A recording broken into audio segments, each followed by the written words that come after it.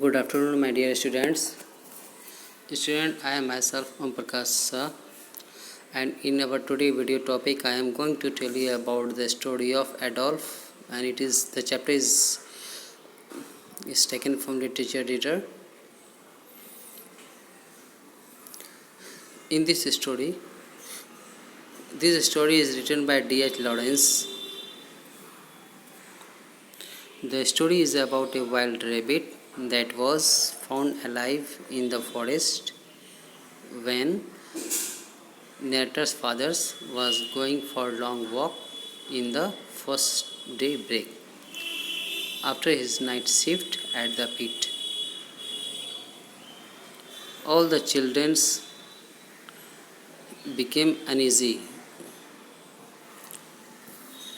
whenever his father entered in the home. Something is going to be disrupted, something is going to be happened in the home. The appearance of father is always a disturbing presence. On that sunny morning, he directly came into the kitchen and told to the mother that give him a drink. He said to the mother. Narrator's mother hastily poured out his tea, and father went to pour it out into the saucer. But instead of drinking the tea, the father had suddenly put something on the table and among the teacups. What is there? A tiny brown rabbit, a small rabbit, a mere morsel sitting against the bread and still as if it were a mad thing. A rabbit, everybody excited, everybody being amazed, everybody in excitement. All the children became amazed and became surprised to see a beautiful rabbit. A rabbit, a young one who gave it to you, fathers, but he laughed enigmatically with a sliding motion of his yellow-grey eyes and went to take off his coat. All the children, they asked from his father, "Father, it is alive. Can we feel its heartbeat?" The father of the narrator came back and sat down heavily in his armchair. After just resting himself in the armchair, he dragged his saucer to him and blew his tea, pushing out his red lips. All the children, they become excited, and they asked to his father that where did you get it? Where from you get it? The father, wiping his naked forearm over his mouth and beard, he told that I had picked up from the field.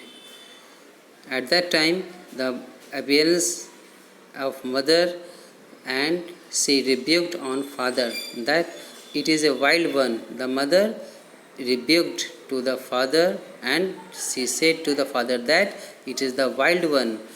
Yes, it is. Then why did you bring it? It is asked by the mother to father. Why did you bring it, this wild rabbit, at home? Oh, we wanted.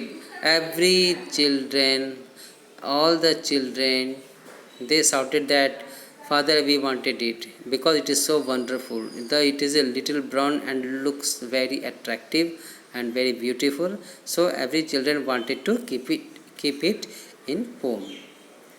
Yes, I have no doubt you did. It is said by the mother to the father that I know that it is only you who can just doing something. You could do only such things. But she was drawn in a clamor of questions, a lot of questions aroused by the mother, and she was asking a lot of questions. Where from you had taken it, and why you had brought this one in our house? The father told to the children that he had found a dead mother rabbit and 3 dead little ones, this one alive, but it was unmoving. So I felt pity on the little rabbit, and I brought this one in our house.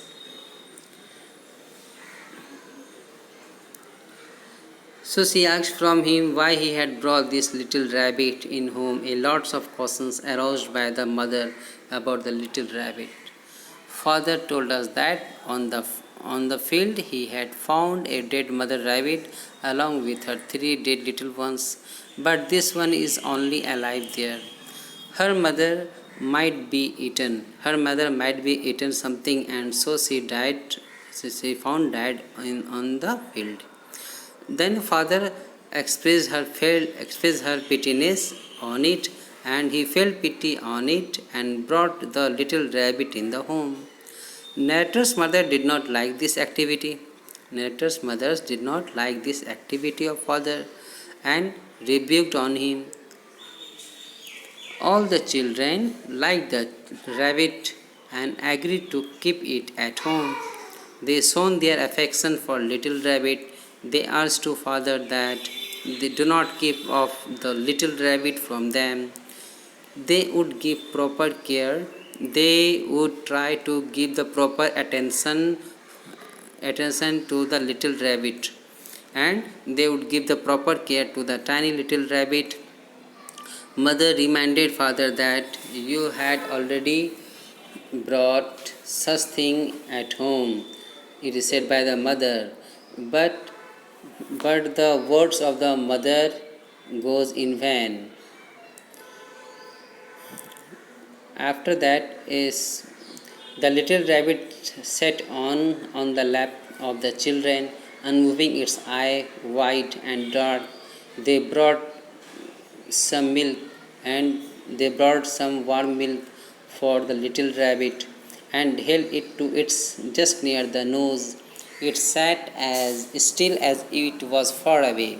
All the children, by just keeping the saucer of the milk just near to the nose of the rabbit, and they keep themselves far away from the rabbit.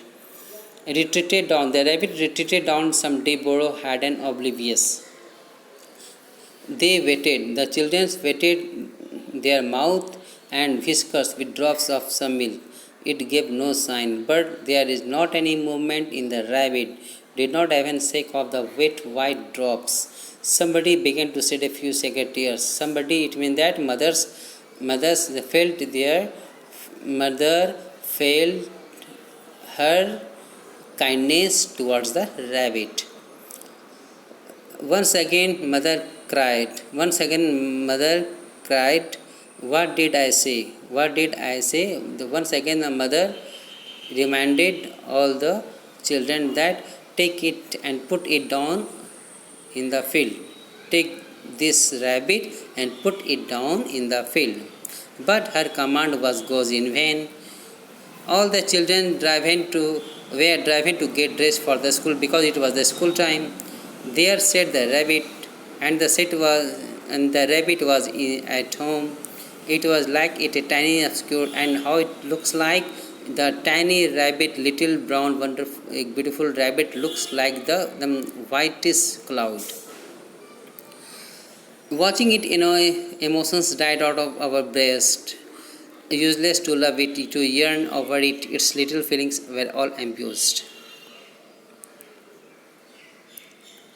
All the children liked the little rabbit and agreed to keep it at home. They shown their affection for little rabbit. They urged to father that do not keep off the little rabbit from them. They would give proper care to the tiny little rabbit. Mother reminded father we had kept such animals all before, but what had happened with them? They refused to leave and became the matter of disappointed in the home, and the matter of disappointment in the home.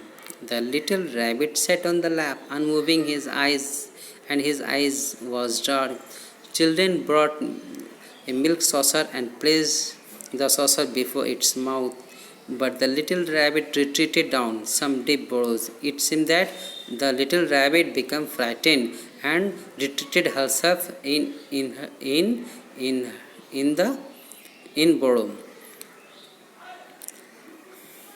Children wetted his mouth and whiskers with drops of milk. Once again, mother shouted, "Take this rabbit and put it down the red on and put it down the field." Her command goes in vain. Narrator told his sister and mother nobody was to speak to the rabbit or even look at it. After some time, the little rabbit became familiar with the family members. He was christened the name Adolf. Children loved him to take meals with it. Now he would sit on the table, humping back, sipping his milk, shaking his whiskers.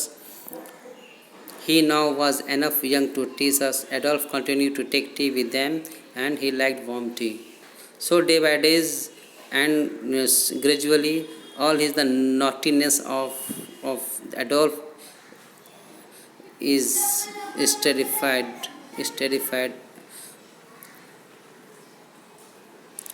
One day, when children were playing a game, narrator saw his brown rabbit loiter across the road. Instantly, he heard a cry of Adolf.